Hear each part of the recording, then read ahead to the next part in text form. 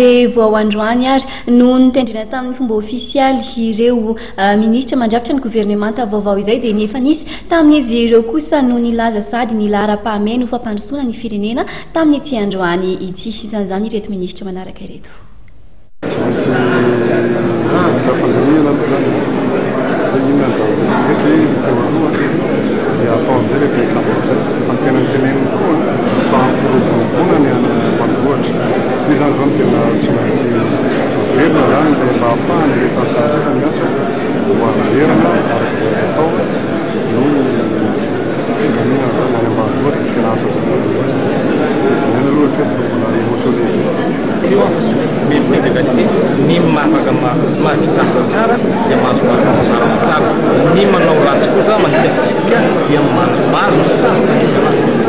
Ny priorité zany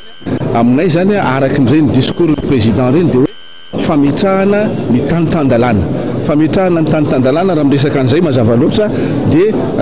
fanavaozana aloha ny dita mandalana zay misy mifehy ny représentation de l'État hitantsika fa rehefa miresaka zany représentant de l'État rany matetika zany azotsika atsaina zany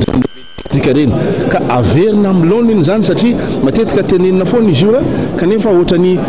angady mondro tsy mahatapakahitra zany matetika lehibe distrika satria sady tsy manana fahefana izy matetika no tsy manana enti-manana ihany koa